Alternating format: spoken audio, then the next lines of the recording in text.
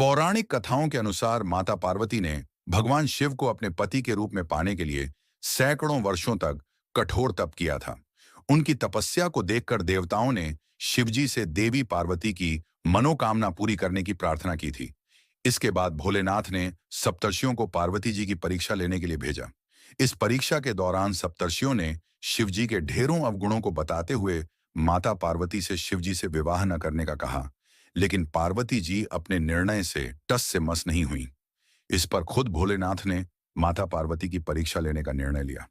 माता पार्वती के तप से प्रसन्न होकर शंकर जी उनके सामने प्रकट हुए और उन्हें वरदान देकर अंतर्ध्यान हो गए। कुछ क्षणों बाद ही एक मगरमच्छ ने एक लड़के को पकड़ लिया और लड़का मदद के लिए पुकारने लगा। बच्चे की आवाज सुनकर पार्वती जी नदी किनारे पहुंची और उनका मन द्रवित हो गया।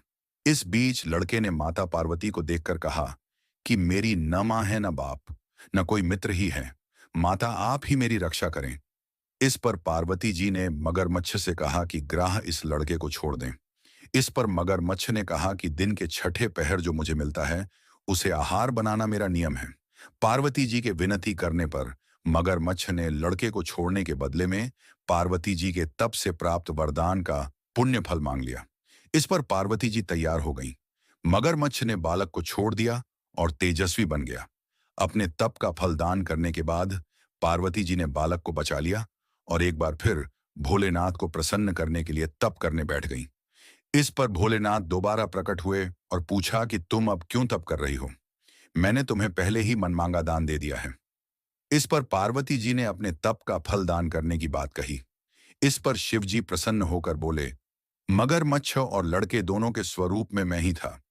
मैं तुम्हारी परीक्षा ले रहा था कि तुम्हारा चित्त प्राणी मात्र में अपने सुख दुख का अनुभव करता है या नहीं। तुम्हारी परीक्षा लेने के लिए ही मैंने ये लीला रचाई थी। अनेकों रूप में दिखने वाला मैं ही एक सत्य हूं। अनेक शरीरों में नजर आने वाला मैं निर्विकार हूं।